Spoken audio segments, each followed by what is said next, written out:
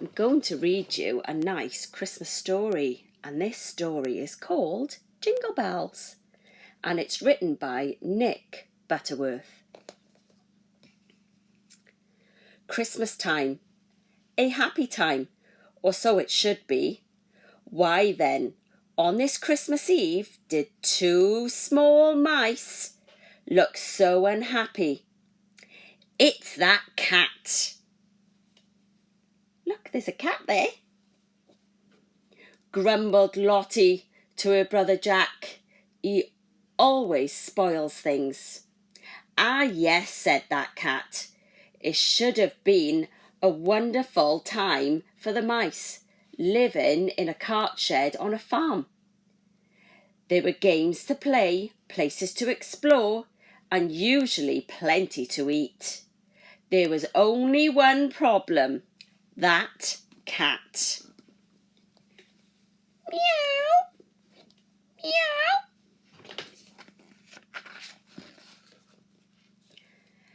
The mice had been hiding food for their Christmas dinner, but the cat had discovered their hiding place. He didn't particularly like grapes or cheese or cake, but still he had eaten every bit and left the mice with nothing. That cat. Cheer up, said Jack. Look what I found. It was an old glove. Jack began to chew it. We can eat that, said Lottie. Jack went on chewing. Soon he had gnawed off two of the glove's fingers. There, he said, Christmas stockings, one each. We can hang them up for Father Christmas. Brilliant, said Lottie. I've never had a Christmas stocking. And here are the stockings. One for Lottie and one for Jack.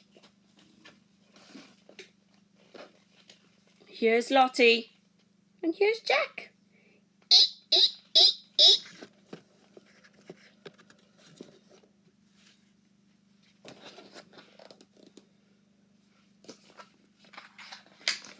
That night, as the mice snuggled down to sleep, they wondered what Father Christmas would bring them.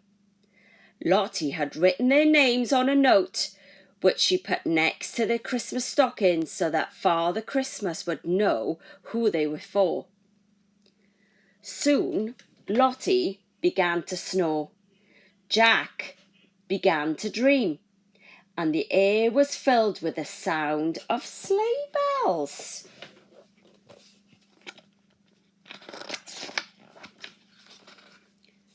Christmas morning, the day was fresh and bright.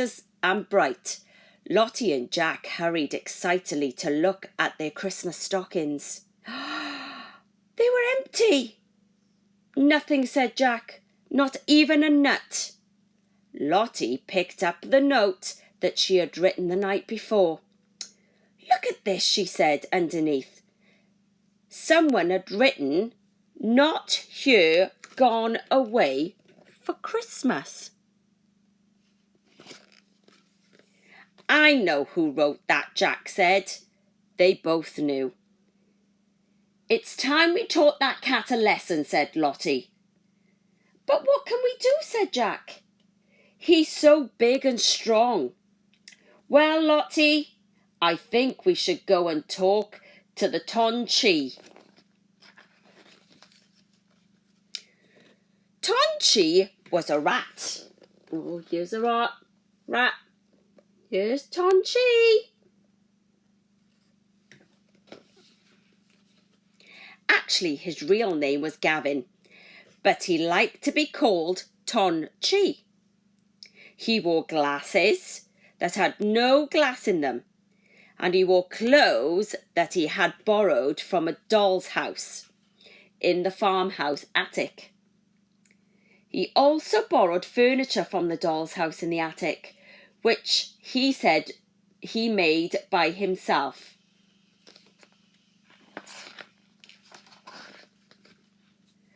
Lottie and Jack made their way through the snow towards the barn where Tonchi lived. Suddenly Jack spotted something. It was shiny and golden. "It's a bell," said Jack.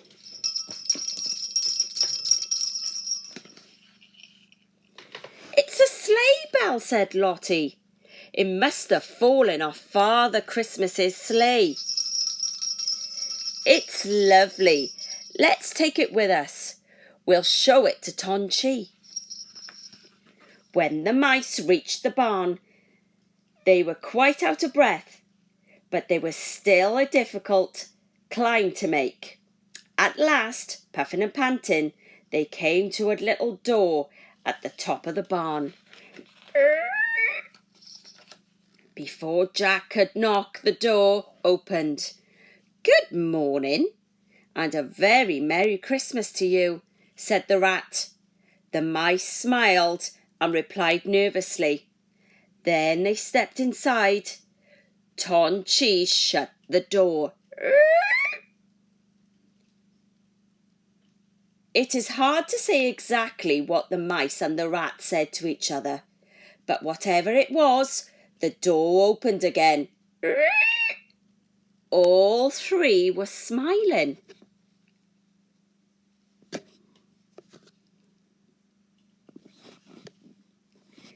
"Thank you very much," said Lottie and Jack together. Tonchi smiled. "The pleasure is all mine," he said. "Cats can be such a terrible nuisance."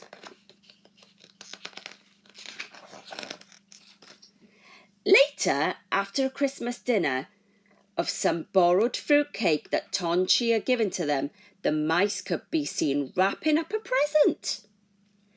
Later still, they tried not to be seen, and they carried their parcel towards the farmhouse. There's the farmhouse. Boxing Day. Mrs. Mackie, the farmer's wife, swung her feet out of bed and into her slippers. At the foot of the stairs, the cat brushed past her legs. There's that cat. "Hello, Angus," she said. "What's this?" She picked up a small parcel that lay on the mat and read the label. "It was an extra present for you, Angus," she said to the cat. Angus watched as Mrs. Mackie opened the parcel.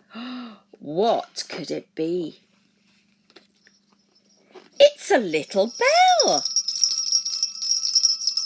said Mrs. Mackie, "on a pretty red ribbon." Before he could escape, Mrs. Mackie took a firm hold of Angus and tied the ribbon around his neck. The little bell jingled under his chin.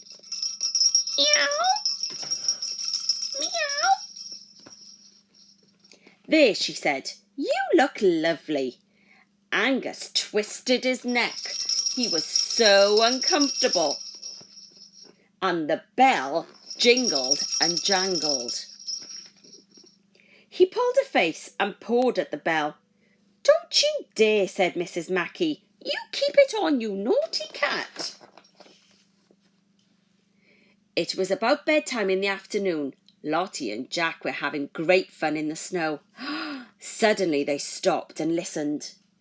They could hear a jingle and a jangle of a bell. "Quick, someone's coming," whispered Lottie. The mice ran to hide.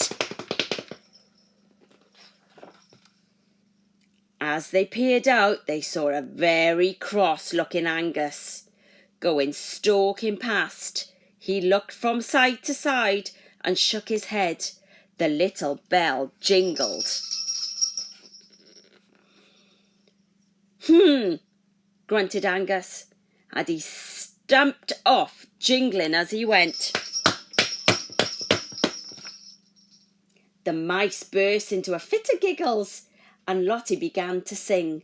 "Jingle bells, jingle jingle all the way. Now Angus can't sneak on us when we go out to play." They laughed and laughed. It may not have been a very Merry Christmas, said Jack, but it does look like being a Happy New Year. Oh, and that's the end of the story. And look what's at the end of the book. A big piece of cheese. I wonder if the two little mice ate the cheese for New Year. And that's the end of the story about the naughty little cat and his bell. I hope you enjoyed the story. See you again.